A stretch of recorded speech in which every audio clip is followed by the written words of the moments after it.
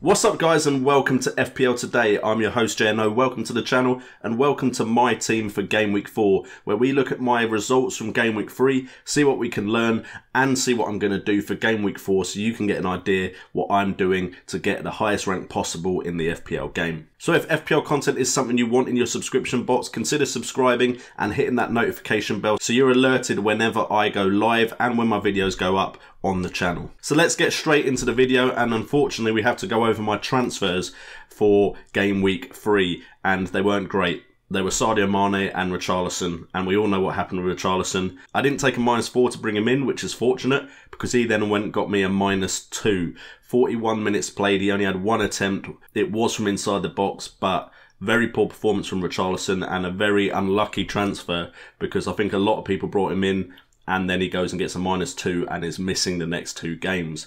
The other one I brought in was Sadio Mane, probably a reaction to the fact that I had him in my side until about an hour or two before the Premier League season kicked off, and I missed out on the first 2 game weeks of points, so I brought him back in hoping to get points off of the Brighton Hove Albion fixture and the Leicester fixture.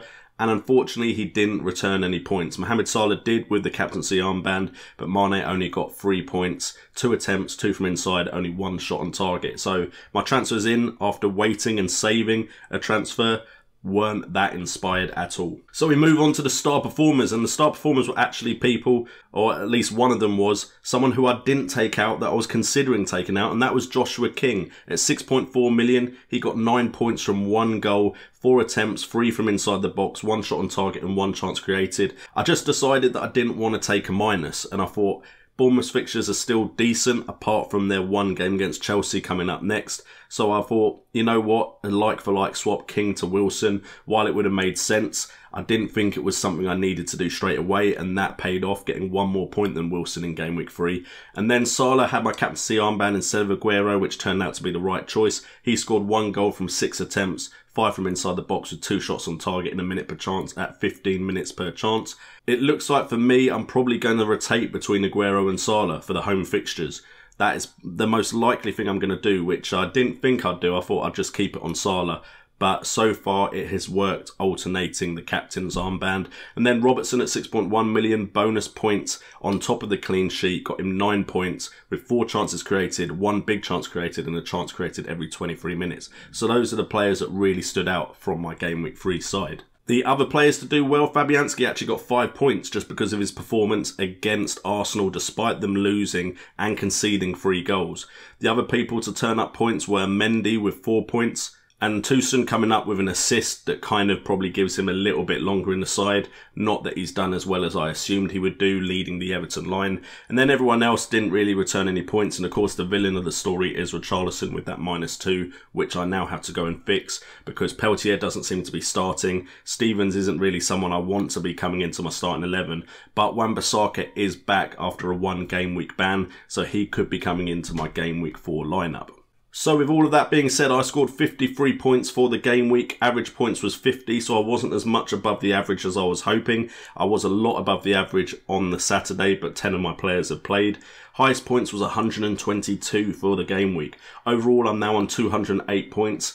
Overall rank is 267,834, which is a green arrow for me. And overall, I don't feel in too bad a place. I think my team isn't perfect by any means, but I think I probably won't play my wildcard just yet. I think the team can still do well, so I'll probably stick with the players I've got, apart from making a transfer out of Richarlison.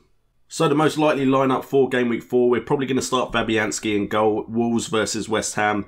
That could change, of course. I went back and forth on Patricio and Fabianski last game week. Probably going to do the same this game week. Not sure I've made a very good decision with my rotating goalkeepers. Defensively, Shaw probably will stay in, but there's a chance Wan-Bissaka comes in for Shaw because Man United just look very bad defensively. But Shaw looked like he could still potentially get some attacking returns.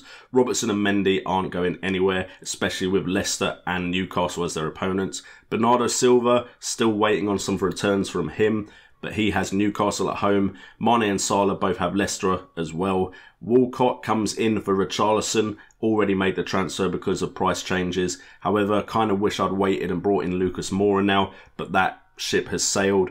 Toussaint, Aguero and King will lead the line. Not sure about King as well against Chelsea. Again, Wan-Bissaka may come in for him. But Toussaint and Aguero should lead the line. And most likely my captaincy armband will go on Aguero. Probably not going to play the triple captain chip, but it is a possibility. And then finally for this episode, we go on to the watch list. These are the players I'm looking at. And I've included Walcott because I've already made the transfer. He's in the middle there at 6.6 million. He's got 7 points last game week with 1 goal from only 1 attempt. It was inside the box, it was on target, it got the goal and he created a chance. I'm hoping the next 2 fixtures as they're at home are favourable for Walcott and he will be the one to step up and score the goals in Richarlison's absence. And then I'm also looking at Wilson and Mitrovic. They are the 2 strikers right now that seem to have the best underlying stats and the best form, getting really good numbers. I think they could be the people either side of a premium price striker for me this season. 6.1 for Wilson and 6.6 for Mitrovic. Mitrovic got 16 points last game week with 2 goals and an assist. And Wilson got 2 assists, getting 8 points. And both have really good underlying numbers. 4 attempts for Mitrovic, 5 for Wilson. From inside the box, 5 for Wilson and 3 from Mitrovic. On target, Mitrovic got more with 3 on target to Wilson's 1, and both created a chance each. So I'm definitely looking at both of these players as future transfers in, although Fulham's fixtures look more difficult, so it may be Wilson that comes in first. And anyway guys, that is it for this episode of my team. Hopefully you've enjoyed it. If you have, please hit that like button. And if you want to support the channel in any way, there's various links in the description down below. We are just under £50 on our Patreon. Thank you so much to all the patrons that donate for this channel. And we also, of course, have the sponsors of the streams, Blessing and Gordon Gilbody. So thank you guys so much for your support. If you want to get involved, check out the link in the descriptions down below.